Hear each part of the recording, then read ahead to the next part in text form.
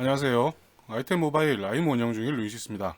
자, 지난주 개봉기를 업로드했던 추이의 하이패드 LTE 오늘 두 번째 리뷰인데요. 자, 이미 꽤 오래된 얘기지만 그 샤오미의 홍미노트 시리즈가 우리나라 유명세를 타기 시작했을 때도 이 추이 하이패드와 마찬가지로 MTK에 헬리오 X10이라는 AP를 탑재했을 때였습니다. 물론 이 추이 하이패드는 업그레이드 버전인 X27을 탑재를 하고 있죠. 당시만 하더라도 중국 스마트폰이라면 미디어텍 AP를 탑재한 스마트폰이 주류를 이룰 때라서 헬리오 X20을 탑재했던 홍미노트4와 스냅드래곤 625를 탑재했던 홍미4 프라임 간의 성능 문제를 가지고 옥신각신했었던 기억도 아직 남아 있습니다. 자, 지금 이 시점에서 헬리오 X27 타임머신을 타고 옛날로 돌아간 느낌이 들기도 하는데요. 일주일 정도 사용을 해보면서 느낀 점들과 성능에 대한 부분들을 잠시 살펴볼 수 있도록 하겠습니다. 이 리뷰는 지금 유튜브 외에 제 블로그에도 포스팅이 되어 있고요. 텍스트로 훑어보시는 게 좋은 분들은 지금 나오고 있는 제 블로그 링크 방문해서 훑어보시는 것도 좋을 겁니다.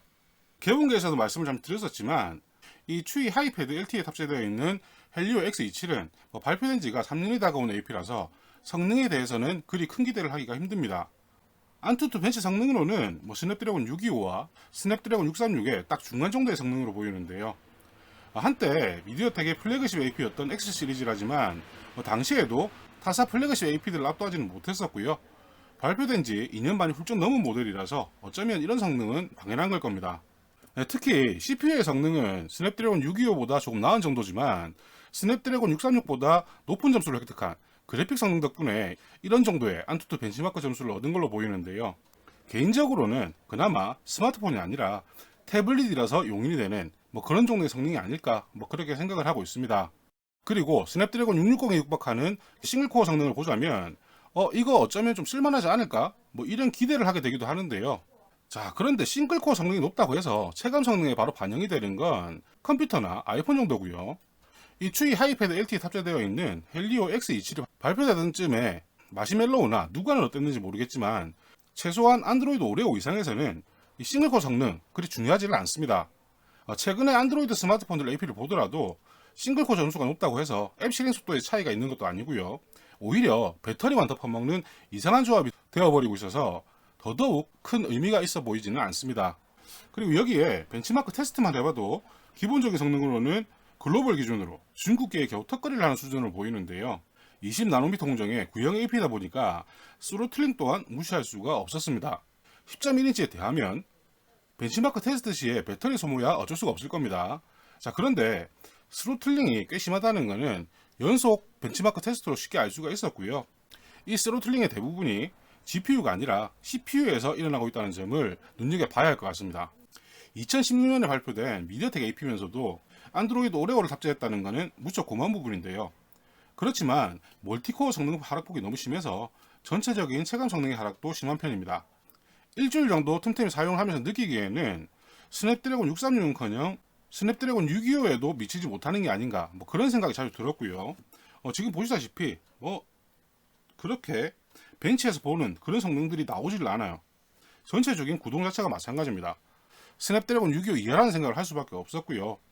지금 미국 아마존이라든지 유럽과 일본 아마존에서도 게이밍 태블릿이라는 타이틀을 달고 판매 중입니다. 이번 아마존 프라임데이 행사에서도 잠시 보기도 했었는데요. 지금 보시다시피 배틀그라운드 실행은 됩니다. 자, 그런데 도저히 게임을 플레이할 수 없을 정도. 위에 프레임도 지금 나오고 있지만은 전부 동작 자체가 한두 박자씩 느립니다. 프레임 끊기는 거는 물론이고요. 그러니까 이런 고스펙의 게임은 당연히 무리. 자, 이렇게 그나마 가능한 거는 지금 보시는 바와 같이 간단한 슈팅 게임 정도, 이런 정도에서 만족을 해야 되지 않을까 그런 생각을 하게 됩니다. 해외에서는 어떤 평을 받는지는 모르겠지만 우리나라에서만큼은 게임 성능을 기대를 하지 않는 게 정신건강에는 이로울 듯합니다. 지금 성능이 딱 그만큼이에요. 대신에 이 10.1인치 선명한 화면은 영상 시청에 있어서만큼은 무척 적합해 보입니다. 저 또한 테스트 외에는 간단한 웹서핑과 함께 영상 시청에 활용을 했었고요. 지금 보시다시피 6.4인치의 스마트폰, 요즘 꽤 크다고 하는데 6.4인치와 10.1인치 차이가 어마어마하죠. 자, 그렇기 때문에 영상 시청에는 아무래도 이런 태블릿이 훨씬 더 낫지 않을까 하는 생각을 할 수밖에 없습니다. 자, 그리고 영상 시청에는 리얼 블랙이 표현이 되는 아몰레드 디스플레이가 유리하다고 얘기들 하시는데 이 추이 하이패드는 부족한 성능을 이 액정 품질을 가지고 모두 다 커버하고 있는 게 아닌가, 뭐 그런 생각을 하게 될 정도로 아주 좋은 느낌을 주고 있습니다. 정말 쨍하니 좋아요. 다만 헬리오 X27이라는 AP의 한계로 60프레임 영상이 재생이 되지를 않는데요. 이 부분은 활동하고 있는 카페 회원분께서 미디어텍의 X 시리즈가 60프레임 영상 재생이 불가능하다, 확인을 좀 해달라는 요청이 있으셔서 별도로 확인을 해본 거고요. 프레임 측정 전에는 저도 유튜브 영상 정도만 재생을 해보고 이 정도면 괜찮구나 생각을 했었는데, 실제로 이렇게 측정을 해보니까 45프레임 정도가 한계였습니다. 유튜브뿐만이 아니라 지금 보시는 것처럼 로컬로 영상을 옮겨서 테스트를 해봐도 마찬가지 결과였고요. 뭐 게임을 할 때 프레임 떨어지는 건 저도 캐치를 쉽게 하는 편인데, 이렇게 영상에서 프레임 떨어지는 거는 제가 캐치를 하지 못했었어요. 자, 그런데 이 게임벤치 앱을 통해서 테스트를 해보니까 확실히 프레임 떨어진다는 걸 알 수가 있었습니다. 자, 그런데 이렇게 미디어 활용을 많이 하다 보면 배터리 성능에 대해서도 궁금하실 텐데요. 자, 7000mAh 대용량 배터리를 탑재를 하고 있죠. 자, 그래서 아무래도 디스플레이보다는 재생시간이 좀 부족하지만, 뭐 지금 보실 바와 같이 밝기 최대에서는 약 6시간 정도, 그리고 밝기 46% 정도에서는 약 12시간 40분 정도 재생이 가능했습니다. 배터리 용량 대비, 그리고 10.1인치의 IPS 디스플레이라는 걸 생각했을 때 재생시간은 상당히 준수한 걸로 보이고요. 대신에 이 재생시간보다 문제가 되는 건 충전이라고 생각이 되는데요. 일단은 번들 충전기가 5V 2A 탑재가 되어 있다는 것은 제가 지난 개봉기에서 말씀을 드렸었고요.